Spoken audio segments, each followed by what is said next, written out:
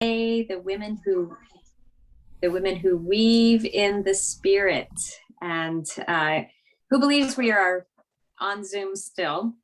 A blessing of that is that 80 people registered, and that we get to meet so many wonderful Catholic women throughout the country and the world by inviting people into our Zoom. So those of you who've not come to any of the sessions of our series, we began as a kind of feminist approach to women in scripture. And now we've just drawn that out to women in the Catholic Church, leaders and prophets and women who are staying and doing some good work. So our series this next 4 weeks, we'll be hearing from some Native American Catholic women. And I'm so pleased that this evening we have Jody Roy with us. So Jody is from the Ojibwe Nation. She grew up in Canada, and she's helped me pronounce the place, Atikmashing Anishinaabe, which I hope I've done correctly, is the reservation she grew up on in Canada. And her mother and father are both from Ojibwe Nation, and as is her husband. So her husband grew up in Chicago, and but his family was originally from Shanig, and that's also where Jody's mom's from. He came back looking for a partner, and he found Jody. So they moved to Chicago, and what a difference it was from where she grew up to the big city. And she'll talk a little bit about that. But right now, Jody is the director of the St. Kateri Center, which is a ministry to Native American Catholics in Chicago. And they, among other things, have Mass there where they weave together some of the indigenous traditions with the Catholic rituals. And she was telling me about her mother's church, which I looked up and saw a picture of in Chinig, which is this beautiful, almost underground, round church on the reservation where they have Mass in the native language, and it just looks so beautiful. So that's a little piece of what they're doing at St. Kateri to a different extent. So Jody's going to lead us in a 4-direction prayer, and then she's going to be just telling us a little bit about the history of Native Americans in the Catholic Church, and which we know a lot of that history is not good. So, and then she's going to talk about how she's made her way through in the Catholic Church with the St. Kateri Center. So, Jody, I'm going to turn it over to you to lead us in a 4-direction prayer, if you're ready for us. And I'll go on mute, and you can go off mute. So, miigwech, which is traditional my language, saying thank you for having me here today, this evening, with all of you ladies. It's an honor to be here to share a bit about myself, and especially to create that visibility amongst Native Americans here. Because we're known as the minority of the minority, and somewhat we're the invisible, and we're trying to make ourselves more visible. So I thank you all for having me here this evening. Traditionally, this is the prayer we start before each of our masses, or before a lot of ceremonies that take place. There's different ways this prayer takes place, but it's always in the format of praying the 4 directions into Grandfather Sky and Mother Earth. So without further ado, I'll start off with the prayer, because it's just a good way to start the tone. And here I'm using sage, which is one of our sacred medicines, and I'll talk a little bit more about that after. Because we're in a virtual setting here. So I just like to light this prayer while we pray. And traditionally, I would go around the room and smudge each of yous. It's just a way to clear our minds and get rid of that negative energy and have that positive energy in our lives, and to start off in a good way, especially when you're feeling a bit down, and that smudging really helps clear that mind and makes us feel better, holy, and in a good way. So I'm just going to start all things as traditionally as Catholics we do, is in the name of the Father, the Son, and the Holy Spirit. Amen. So, Great Spirit, who comes out of the east, come to us with the power of the east. We are thankful for the light of the rising sun. Let there be light on the path we walk. Let us remember always to be thankful that you give the gift of a new day. Spirit of creation, we turn to the south. We are thankful for sending us warm and soothing winds from the south to comfort us and caress us when we are tired and cold. Unfold us as your gentle breezes unfold the leaves on the trees. And as you give to all earth your warm and moving wind, give to us warmth and remember to be grateful, so that when we grow close to you, we come to you in glory. Great life-giving Spirit, we face the west, the direction of the sundown. Let us remember every day that the moment will come when our sun will go down. Never let us forget that we must fade into you. Give us a beautiful color. Give us a great sky for setting, so that when it is time to meet you, we come with glory. Great Spirit of love, we turn to the north. Come to us with the power of the north. Make us courageous when the cold winds of the fall upon us. Give us strength and endurance for everything that is harsh, everything that hurts, everything that makes us squint. Let us move through life ready to take what comes from the north. Great Spirit of the sky, lift us up to you, that your hearts may worship you and come to you in glory. Hold in our memory that you are the creator, greater than we, eager for a good life. Let everything that is in this world lift our minds and our hearts and our lives to you, so that we may come to you always in truth and in heart. Giver of life, we touch Mother Earth. We pray to you from the earth. Help us to remember as we touch the earth that we are little and need your pity. Help us to be thankful for the gift of the earth and never to walk hurtfully on the world. Bless us with eyes that love what comes from Mother Earth, and teach us how to use well your gifts. Miwe, amen.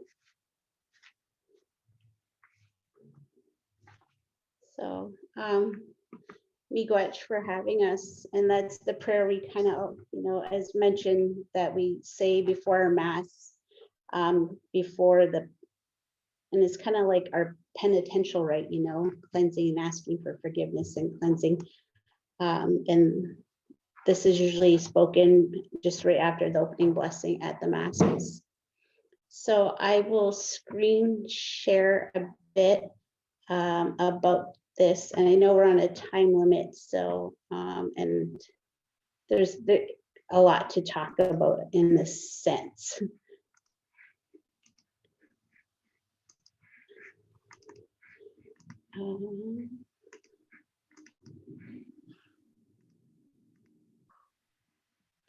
So as previously mentioned, my name is Jody Roy. My maiden name is Ozawagish, which means brown fox in the Ojibwe language. I'm originally from the Tikishing and Anishinaabe First Nation in Ontario, Canada. My mom is from Chiging First Nation, which is like an hour and a half from the current band registration, which is my father's reservation.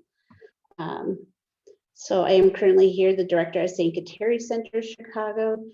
And we just opened up with the 4 direction prayers, which is with the sage that we use just to set the mood. So currently in the city of Chicago, I just like to ask a question real quick. How many Native Americans do you think live in the Chicagoland in Chicago area. So currently, some people think there's really barely little of us. Some might think there's 1,000, 5,000, 18,000, and 22,000. And astonishingly, since the last census, there is 22,000 Native Americans living in the city of Chicago. That's Chicago itself. And with the last census, that number grew dramatically. I understand from the numbers that were presented, and I don't know the top of my head, but that grew supposedly 177% that were recorded in the 2020 census. And these are self-identified Native Americans. So and it's hard as Native Americans to be counted and identified. The biggest problem that we face as Native Americans is because we're intertribal. And a lot of Native Americans cannot get registered under a tribal nation because we're too intertribal, being of different race amongst Native Americans. Like not enough Navajo to be registered because they're like a quarter Lakota, Navajo, they're Choctaw, they're Ojibwe. So we're diverse in ourselves, and that kind of doesn't help our scenario becoming federally recognized Native Americans. So a lot of us are, self-identified. And in the Chicagoland area, there is 48,000 Native Americans, and currently there's 100,000 Native Americans in the state of Illinois. So once upon a time, all of America was considered Native American land, and this is before, the arrival of the Europeans have arrived in the 1600s. They started pushing us further west as much as we can, and as the years go on, they put in all these policies and procedures by the government to get rid of the Indian. So today there's like nationally about like 2 million Native Americans, but predominantly we're all forced on these little tidbits of land, and these reservation lands are in the worst economic conditions that possible. They were designated so we wouldn't thrive. There's a lack of resources, but as Native Americans, we're resilient people. So as part of when the colonization started happening in really, in the 1600s, a part of that was the Relocation Act of the 1956, following the Trail of Tears pushing us into these reservation lands. Part of the Relocation Act and what kind of generated the population here in Chicago, being one of the largest urban cities in America, is this stipend from the government to give families, incentives to move their families here in these urban settings, with the hopes that we wouldn't survive, that we didn't have the skill sets and adaptability to adjust to being in urban settings. So Chicago is like the 8th largest urban population in the country. So along with Denver, New York, and LA. And so these are just some of the incentives and flyers that they kind of showed us to entice us, what we can do. And a lot of our families have thrived, and a lot of the families that are currently here in Chicago are generational from the Relocation Act, and they're thriving here in the city. And according, the other era that was to push Native Americans out and get rid of our culture and identity was the boarding school era. And these started in the 1800s. And it was Colonel Pratt's idea is to kill the Indian and save the natives. And it's a way to use it as a tool to assimilate the Indian tribes into the mainstream American way of life. So it was more or less, spiritually hurting us. And, with the massive genocide and everything that comes along with that whole era. And they felt that it was a necessity to get rid of our ways and make us accept their core values. And especially when the Jesuits came into our area and forced Christianity on many of our people in the tribe. So, so Henry Pratt's, thing is kill the Indian, save the man, and wasn't very successful in the long run. We're still here today. So there was hundreds of millions of Native Americans, and with the mass genocide, we're still here today. And we try to hope, to revitalize our culture and our language. Because with these boarding schools, it's not a very long shot that they were closed. The last one was closed in 1973, and that was in Canada. I understand here in the United States, the last one to close was in 1996 officially, and that was in Philadelphia. So with these boarding school eras, I come from a generation of feeling the generational effects of the boarding school era. And the picture here with the wall standing up is where a lot of my family members went to. My aunts and uncles went to these residential schools, and a lot of them were abused mentally, physically, sexually. And it wasn't very nice. We had no choice. They were ripped from their families, literally like dragged. And if the kids you run from these and from the government that were, all catalytic, rounding us up and dragging them to the school, they eventually would catch them. And immediately when they arrived at these schools, they cut their hair, they changed their clothing, they immediately forbidden to speak their language. And that's where the worst form of abuse that was happening, because every time they spoke their language, they were, hit with the belts or with the ruler, or even with the, the nuns and the sisters were slapping them in the head, and, and they were tormented. If they kept repeating offended, they would be,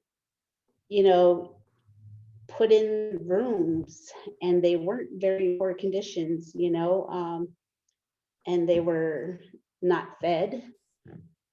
So my mom was actually 1 year too young to go to residential school, but all her siblings went to there. And same with my dad, was 1 year too young, and all his siblings went to residential school though. But even without residential school, they brought these schools called day schools into these reservations. And it was the same kind of concept, was to colonize us, to get rid of our culture and identity. And it was the same thing done. We were forbidden to speak our language, the same kind of abuse kind of happened. But at the end of the day, they got to go home to their families. And that's part of my generation that I feel my mom did not teach me the language because she thought it was beneficial for me not to learn the language, because of what's instilled, that English is the dominant language that should be spoken. Now I know maybe 100 words in my traditional language, and our language is like a very challenging language to pick up and come back to, because it's very descriptive. It's not a simple translation. And you could kind of misinterpret something. If you say it slightly wrong, it could give a whole different meaning. And it's a very challenging language to bring back, but it's being done. We're at high risk of our fluent language speakers of losing that era. Our elders, they're coming older and fewer. So trying to document and get as much language recorded and saved as much as possible is crucial. And there is a lot of resources that on the Canadian side it's being done, but here in America it's lacking behind, and hopefully things will change soon. So that's a little bit about what will evolve into my identity, who I am today also. And I just like to touch base on the 4 sacred medicines that we have is sweetgrass, tobacco, sage, and cedar. So traditionally, these are the most sacred medicines that we have. Sweetgrass is known as the hair of Mother Earth. And usually you have, it's braided in 3 strands usually. And usually each strand has like 7 braids of grass in each section. And that's just to represent the 7 grandfather teachings, to have humility, kindness, bravery, trust, honesty, and humility. And that sweetgrass is traditional. It's a kindness medicine. So we kind of use it today as, if we kind of hurt somebody, we usually give them sweetgrass as an act of kindness, like asking for forgiveness.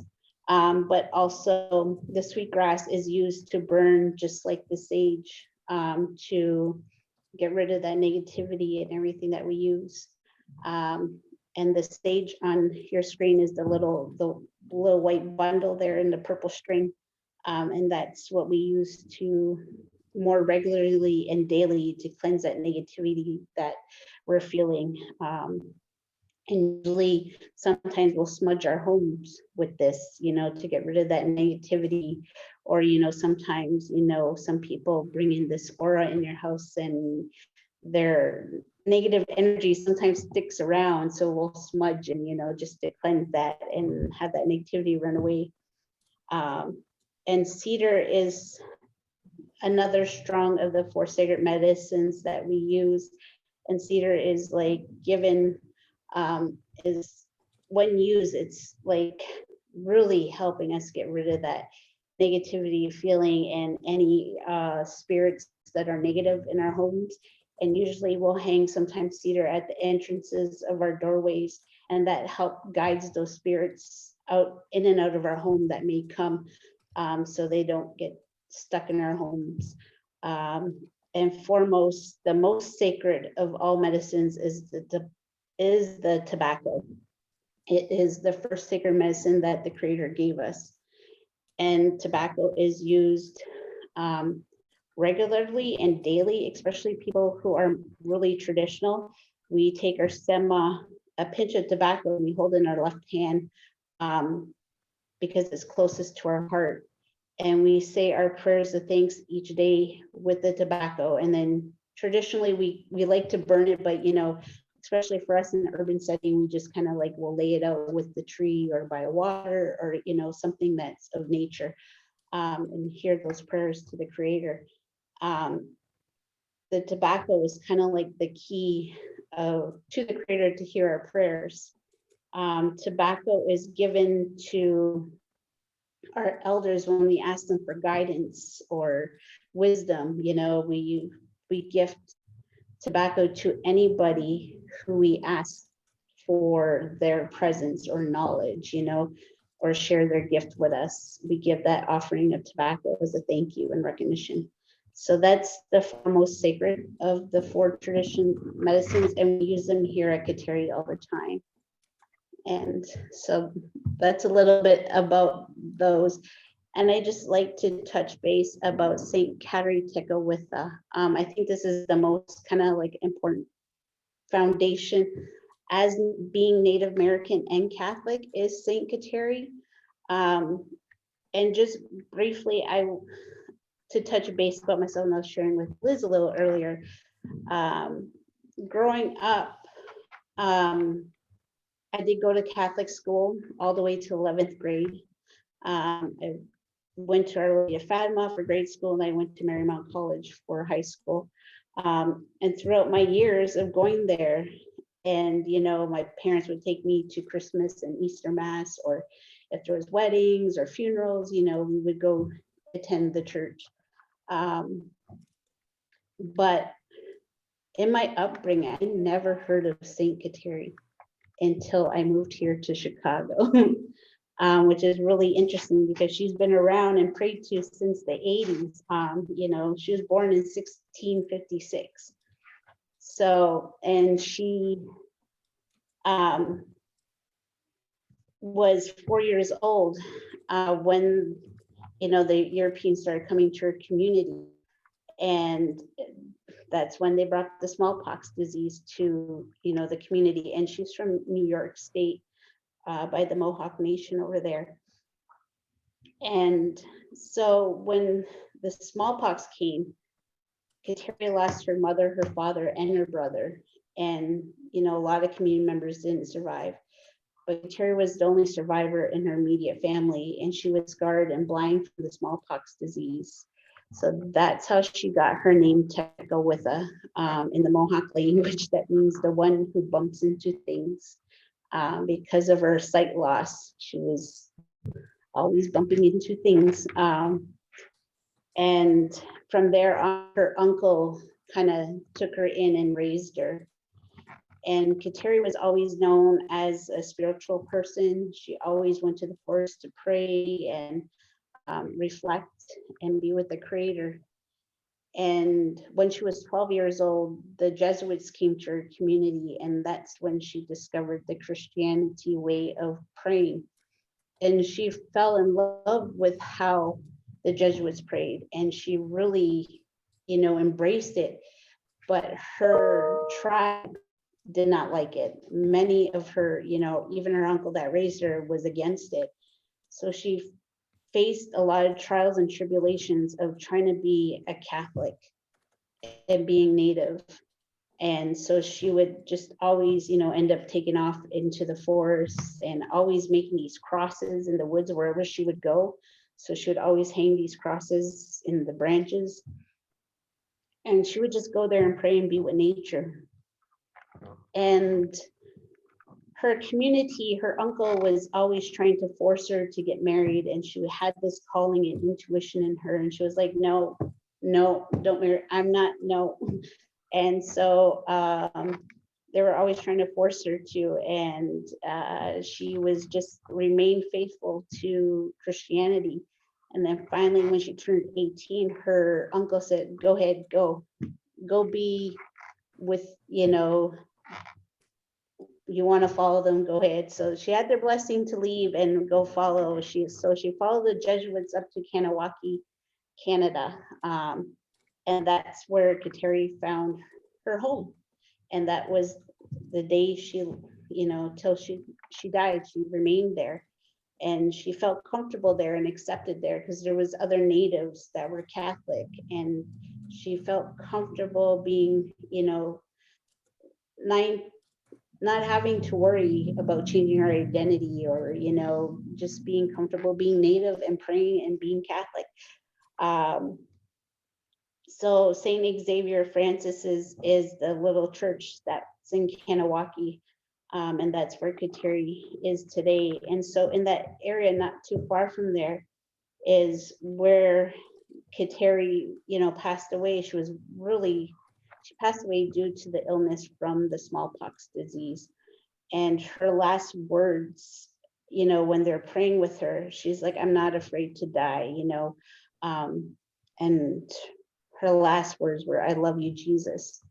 And at that moment when she passed, all her scars disappeared and that healing and her first miracle appeared. So that beauty she held with inside herself, that, that caring person she was, shone on the outside. And that was her first miracle. And so Pope Francis, or Pope St. John Paul II was, I think, beatified her in 1986 or 85, I want to say.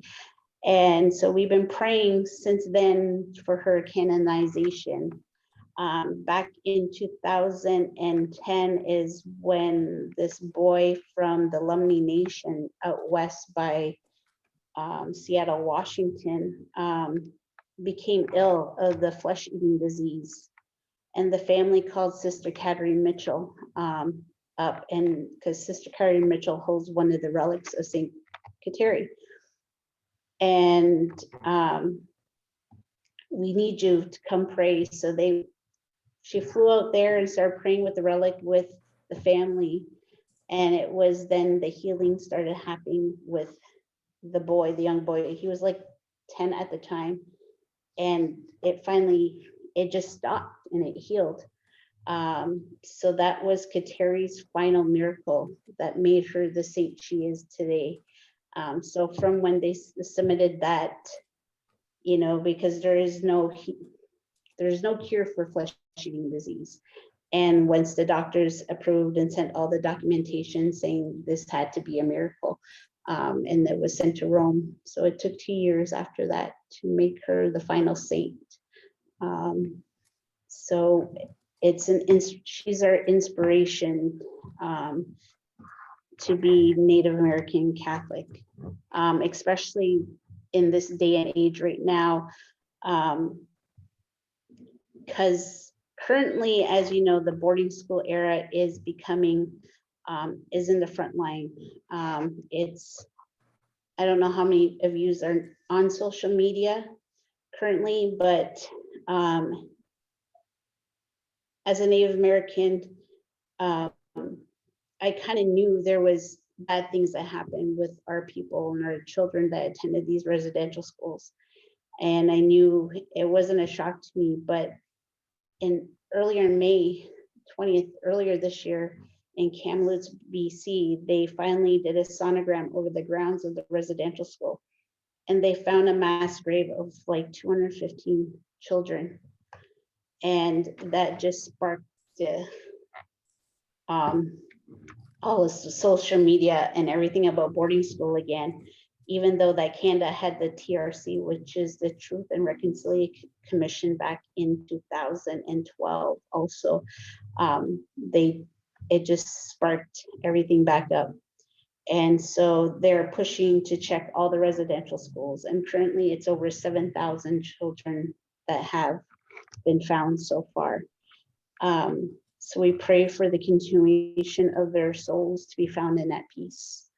And to me, that's the biggest challenge right now, is trying to, stand your ground and be proud that you're Native American, that you're Catholic, because there's a lot of hurt that happened, especially within the Catholic Church. And it's just not the Catholic Church, it's with the United Methodists, it's the Presbyterians, but the Catholic Church has the largest percentage of involvement in these residential schools. Canada had over like 150 residential schools. And here in the United States, there's 356 residential schools, and a third of them were run by Catholic archdiocese, or, they're Catholic run. So there's a lot of hurt that's going on. And I get asked this question a lot too, and it's kind of always been there, and it just never was, it was okay. But now it's like, how can you be Catholic? How can you be Native American? They hurt our people so much, how can you still have your balance and faith? And that's a lot of question and resources that are trying to get built up for these people who are really struggling with their identity. And I just thank God that right now, as who I am and just being here at the Kateri Center, that I have a lot of support from the Native community here in Chicago that are like, Jody, we know who you are. You're a good person. What you do at the center is just not, influencing and trying to take away our culture, and just be Catholic. You're trying to embrace our culture into things you do. So I have a lot of community support, and that's really good. But that's a big struggle right now for a lot of Native American Catholics because of this light of residential school, and Deb Holland initiated back in June that she will push this, and make sure that the residential schools, come to light, and that, there will be justice, and that these children, their souls will be found. So she's really pushing it too. And I do not disagree. Of course, this whole era of residential school is not good, but in the Catholic Church today there's a lot of good people. Not everybody is bad. There's a lot of good. So the people I know and work with now, they're very supportive. I'm like, how do we become better? How can we start this healing process? So for me here at the center and who I am personally, I thought I'm always advocating wherever I speak and wherever I go, pushing this, acknowledging the residential school era, because this is an important part of history. And for healing and reconciliation to really take place, the truth must be told, or else it can never happen. And it's the truth, and with all that hurt, because, just trying to candy coat it is not going to help. As I was speaking earlier here, I became a part of a group here at St. Ben's, is Pathways Towards Peace. And that came in kind of light in George Floyd's aspect. And then when we're talking about the racial and racism that all happened with that, and then the residential school, and I was like, this is a good opportunity to bring us a group. So I did a presentation with the group about the whole residential school era, what it's all about and what happened to our people and the effects that we feel today.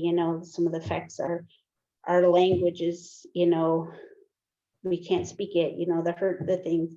And some of the effects that are generational is that our parents didn't know how to love us fully. They didn't show us love. So we cannot, that sternness that happened, with us coming, some of us grew up in homes that were, felt really strict and kind of like they knew they loved us, but it was like a weird way. And it wasn't like the embracing of that nature of like, oh, I love you, hugs and kisses and everything like that. Personally, I didn't get that either, and that's probably just due to the way that what happened. But we understand, and nowadays, we tell each other that we love, my mom says I love you all the time now, but there was a period of time where, that didn't happen. And that's due to all this era. So when we did that, we showed a movie called Indian Horse, and I would so recommend it for you to watch it. It's actually a film that Clint Eastwood got wind of, and he was like, I would like to really embrace this and kind of, give it justice and bring it, do a good job of it. And it's a true story of one survivor's perspective. And it's available for free on Netflix right now still. So we showed that movie here with the pastor here and the associate pastor and a lot of the staff here at St. Ben's, and with the Native community also. And the pastor was appalled. He was like, Jody, I had no idea that this went on. he's like, I heard you talking about residential school tidbits here and there, but they didn't, touch base too much.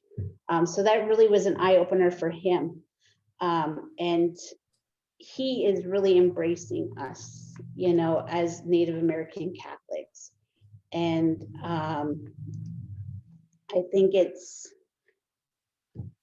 just something he was like, they need to teach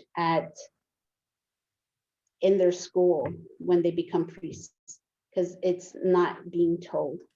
And I said, that's a good starting point, is to bring that up. So with that, and then a few weeks ago at the end of August, we did have a prayer service where Father Stephen, who's the pastor here, acknowledged that hurt and pain of residential school. But he made it very clear it's on his part and with St. Ben's. It's not for the Archdiocese of Chicago. He just wanted to be very clear that also, because he's just speaking for himself and with the work he does here with the Native Americans, and trying to bring that awareness and continue that awareness, because it's really important part of healing and reconciliation, as being Catholic and Native American. That's why St. Kateri Center here is an important foundation of that healing and reconciliation for Native Americans. And my work here, is nice because we have some of those Catholics, Native Americans, where they've been so hurt by the church that they do not feel comfortable going to a big church, but they will find comfort in coming here and being with other Native Americans. And some are just tremendously hurt by the Catholic Church, but they come here to Kateri Center and they know Kateri and her story, and they enjoy just coming here, being with other Natives. So that kind of is a nice bridge of healing and reconciliation for Native Americans and the Catholic Church. So in my faith, it's been something that I just been drawn to and called to as a Native American Catholic. Going to Catholic school, I think I went to Catholic school because it was the closest school that was to our home. But I personally felt drawn to the Catholic faith a bit. And I believed in those power of prayers, especially, when we're taught, pray to St. Anthony, help you find the weirdest, things that are lost, and he will help you, he definitely, I swear he helped me so many times in my life. And I'm like, I looked there, I'm positive I looked there, but by miracle after praying, you were like, what's it doing here? I swear. But the power of prayer. And so St. Anthony, and all these other saints you pray to and help guide you in your life, and the miracles that they can perform, is just embracing. And it's nice to have, the power, of our traditional way of style praying to the Creator, with our sacred medicines, and just embracing that, Catholic faith.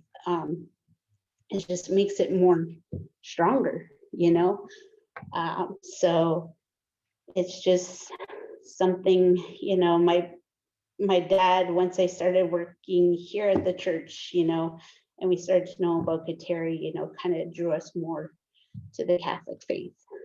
And she just brings that well balance and that beacon of hope, that as being Native American Catholic, all will be well, especially during this time. It's just really challenging to embrace and be like, yes, I'm Catholic. Yes, I'm Native American, so she helps guides us spiritually, mentally,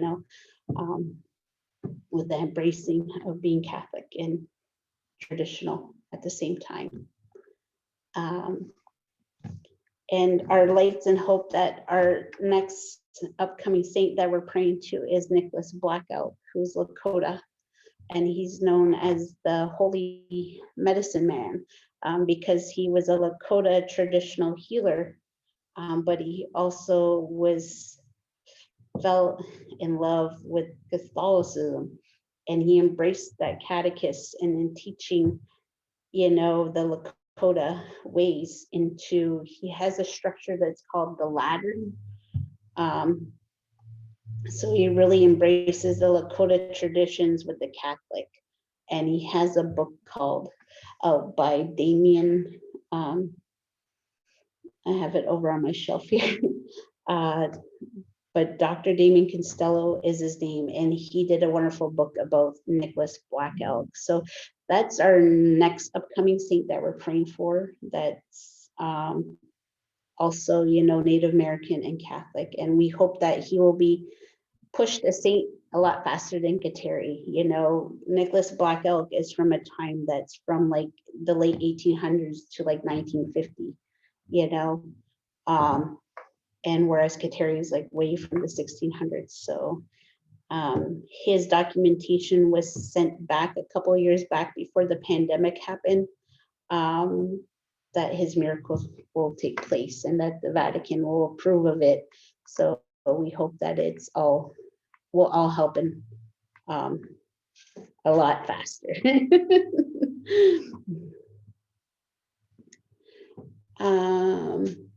So at this time,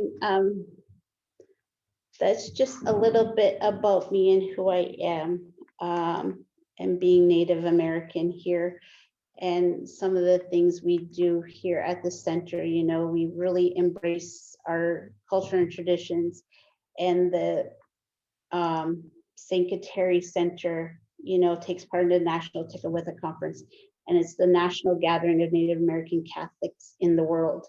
So, and it's just not for natives, so if anybody would like to attend, I would so highly recommend, if you can attend one, to attend it and see the different traditions, Native traditions, because each tribal nation has their own way of culture and traditions. We have a sense of a base that are both the same, but we have a different style. And you could see those be really embraced into this conference. So, and this is just some of the programming that we here at the center do. And that's a picture of our little chapel when I first came. So, and that's the altar in the middle there with St. Kateri, and that's our little wooden carving of Kateri we have in our chapel. But we also have the Indigenous Women's Healing Circle. We have the youth program here. We have the senior luncheon program. We have, our prayer circles that are more traditional, and then we have the masses. We offer language classes throughout the year to help embrace the culture, the traditional languages. We have different various community events, from powwows to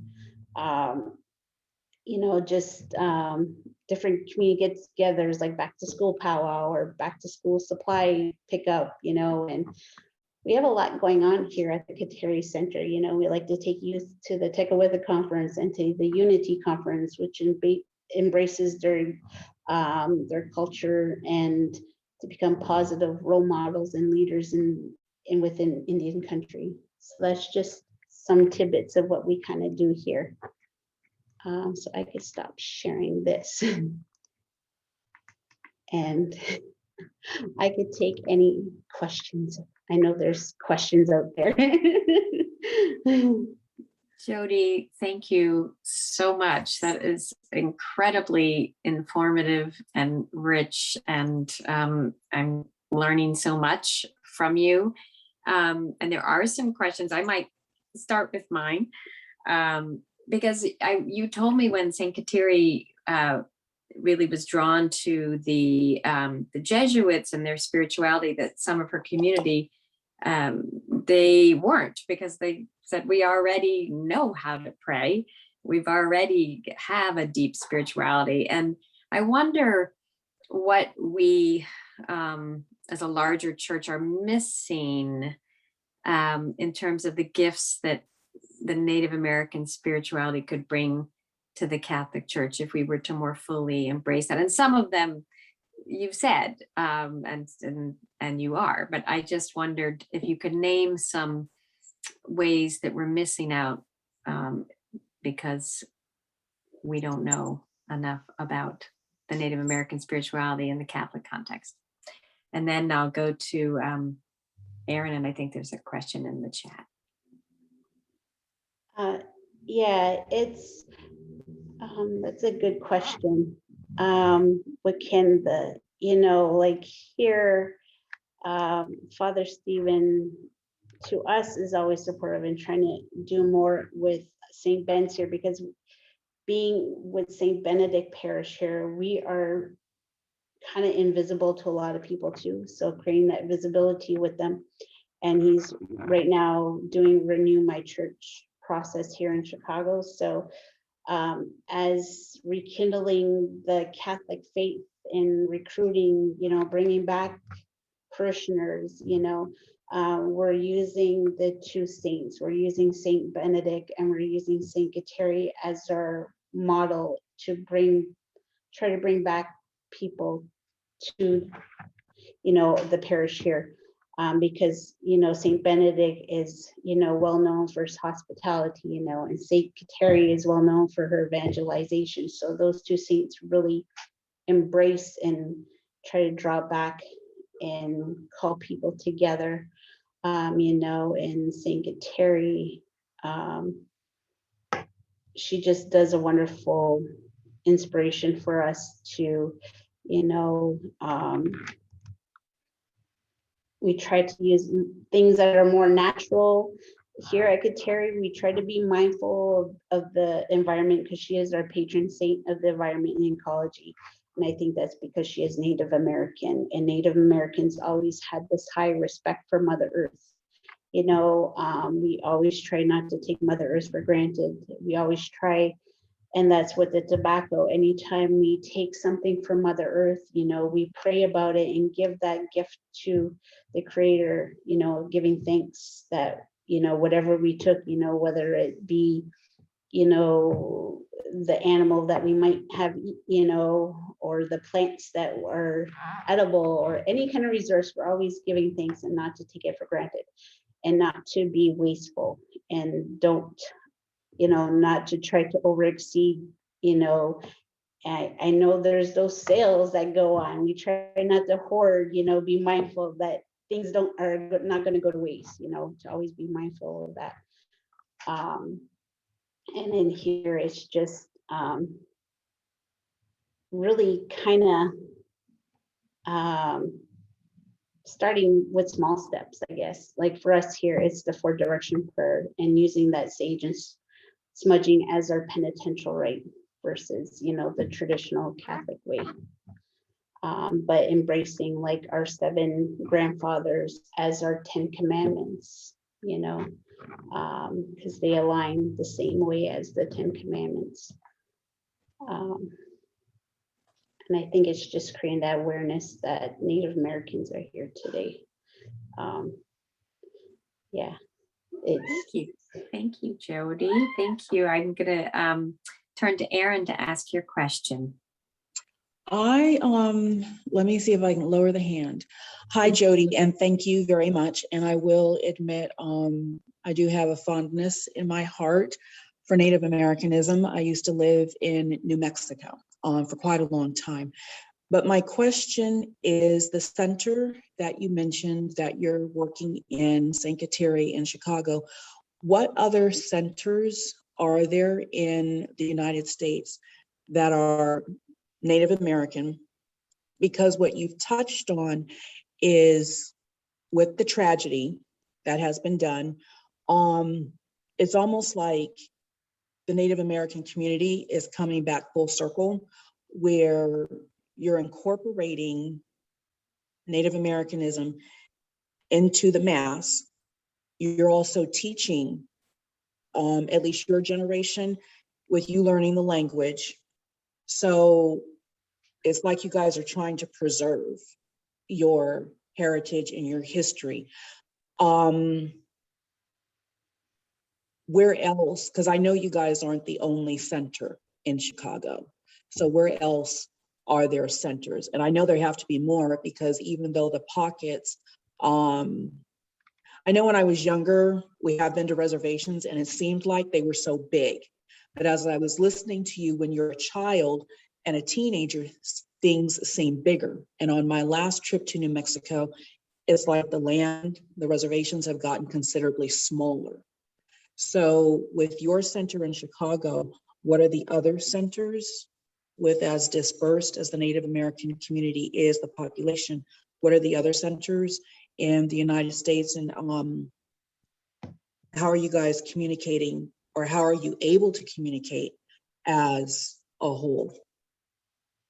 That's a very good question. So as like starting off with as Chicago here, currently St. Kateri Center is the only Catholic Native American ministry in the state of Illinois. So we're the only ones. There was in the city of Chicago, there was Episcopalian Native run church, but it closed in 2016 due to funding. And then, so St. Kateri Center is also part of CAKE, which is the Chicago American Indian Community Collaborative. So it is constructed of all the Native American organizations in the Chicagoland area. Predominantly, you know, some of these organizations may be, you know, designated maybe just for marketing, you know, they're Native owned businesses per se, not just organizations. But the other big community Native American organizations here in Chicago, foremost is the American Indian Center Chicago. It was originally the first center for Native Americans in the city of Chicago. And then came the stem of these other organizations that stemmed out of there, because there was different needs for the community that had to be met. As you know, Anawim Kateri Center was founded in 1982 by a group of elders needing a place for spirituality here in the community. So these elders got together and, you know, we needed designated space for spirituality. And then it was not till 1985, we became under the Archdiocese of Chicago. And so we're a stem from the American Indian Center. And then the other organization that's pretty active with community is American Indian Health Services of Chicago. It's like the clinic and health services for us, but they're very active in the community. They provide, you know, they're not only our health clinic, but they provide a lot of support groups and programming that educate and support Native American culture and traditions also. And then we have the AIAI, which is American Indian Association of Illinois, which is kind of more or less focused on education for the community of, you know, GEDs or helping. They had previously a partnership with Eastern Illinois to help Native Americans, you know, go there and be with other Natives to earn a degree, a bachelor's degree. And then we have CIMC, which is California Indian Manpower Consortium. And they help Native Americans with job and their resumes and stuff like that. Then we have the other one that's active is Chicago Public Schools American Indian Education Program, which we do a lot of partnerships with, and they supply educational support predominantly in the Chicago public school system, but they also, you know, partner with us and embrace our youth with the culture and traditions and helping them to build up their self-esteem and to become young Native leaders here within the community. And then the other one that's pretty active in this community that helps the community overall in general is, I think, kind of like Northwestern and UIC. They embrace and open community events, not just for their university students, but the community at large. So there's 17 of us in there, but about 8 of us are active with the community in support of like traditions and services that help the community overall. And they're not just, you know, ideal focus with, you know, marketing or, you know, more urban ideas. And that's another part that it's hard because the whole Relocation Act pushed Natives into urban settings.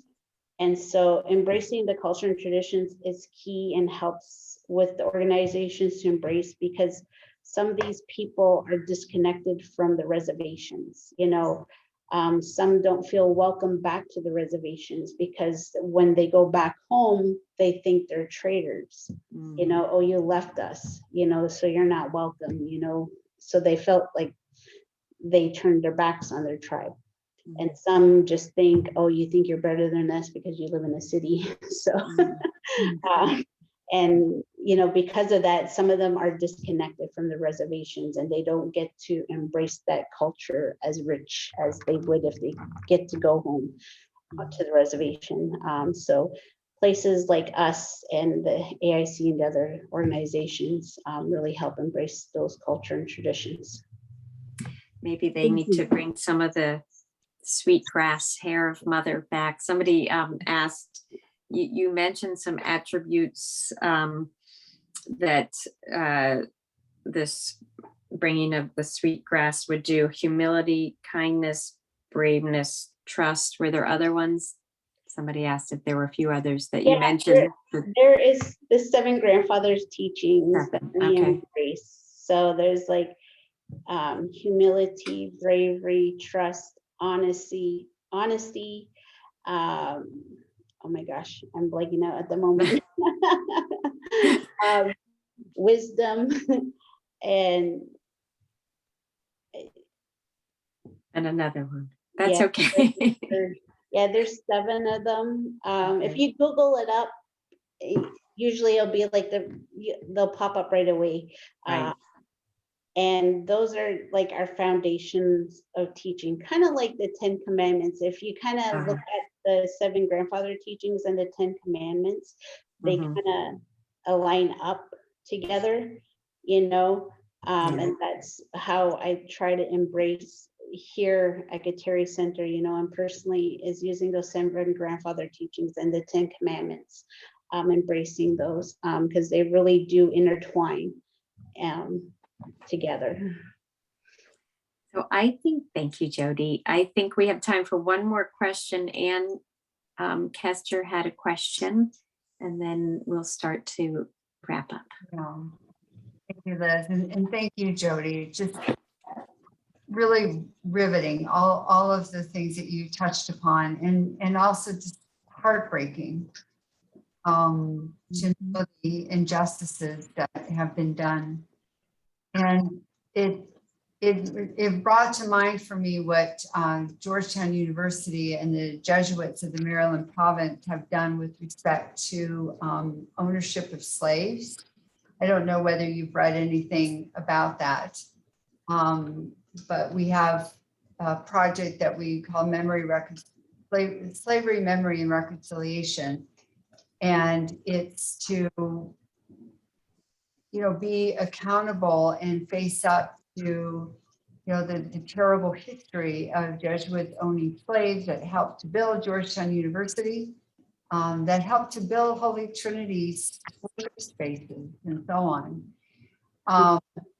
So I guess what it made me wonder is, what would you like to see from the larger church in the United States? All Catholics of the United States. I mean, we all, well, not just the United States, but Canada also, because I know that some of these boarding schools were in Canada. Mm-hmm.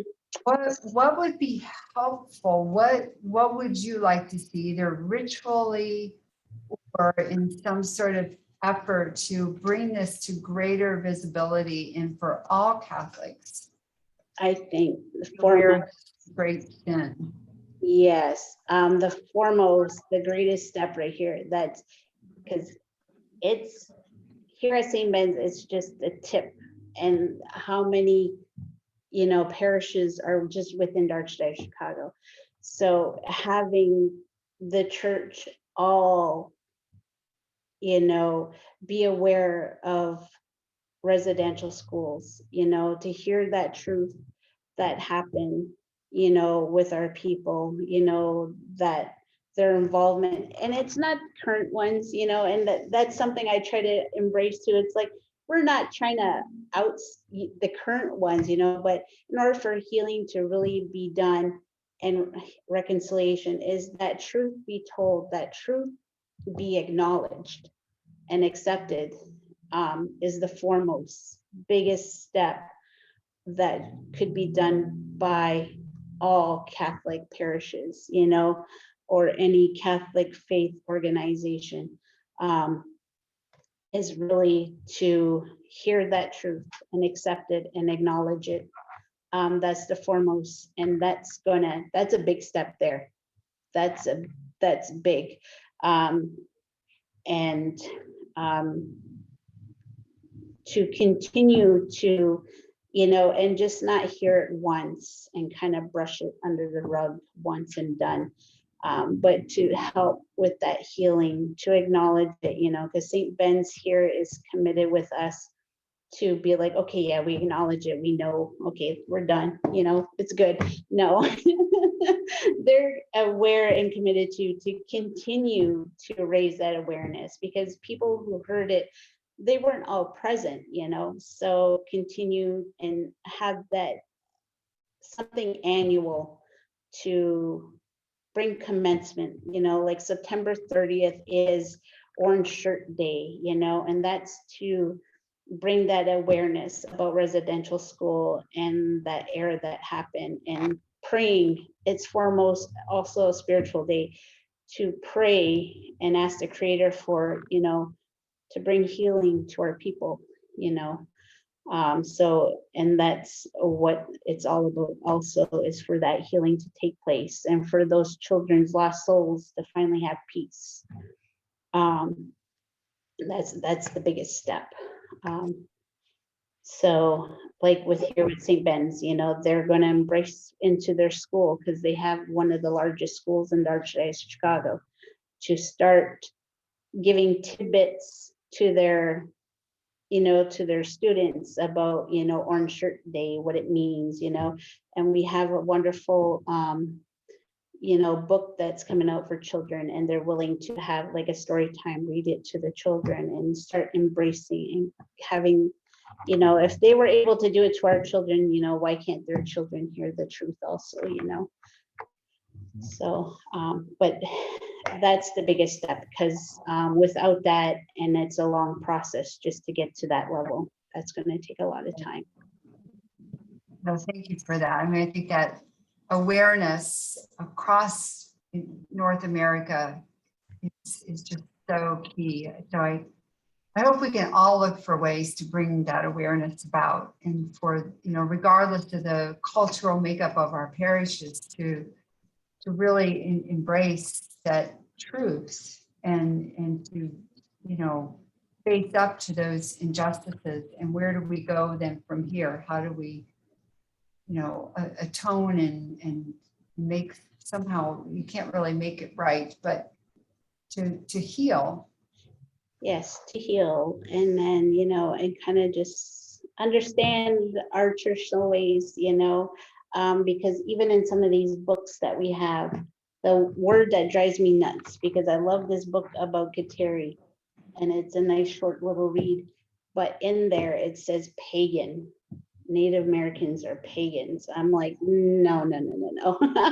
Native Americans were never pagans. I mean, in their eyes, the priests, whoever wrote the book might have seen that, but Native Americans always had a deep spirituality. We're always very spiritual people. And so we were never pagans. So that's the only. And on that, a really quick note, that when you think about your, you know, the relationship with Mother Earth, that spirituality is so needed in this time of climate change and caring for our common home. And that, it, to me, is just such an element that, you know, all Catholics should be invited into that level of relationship with Mother Earth. Yes, you know, water is very sacred to us, and water is the blood veins of Mother Earth. You know, without water, there is no life. So it's nice to see a lot of other activisms to finally embrace and see the Native spirituality connected to these issues, especially the environmental climate change issues. And if you could ever Google up Autumn Pelche, she's a very young water activist. And she does a wonderful job too, being an activist for Native Americans.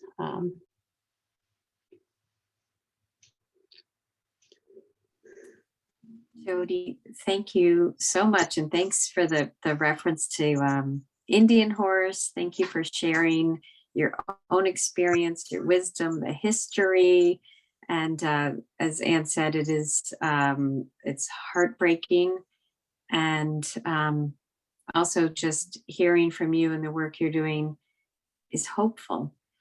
Jody and I were talking about a new translation of the New Testament that's called First Nation Version, an indigenous translation of the New Testament. And I highly recommend it. I kind of previewed it, and maybe I'll just end with a little teeny excerpt from the Magnificat.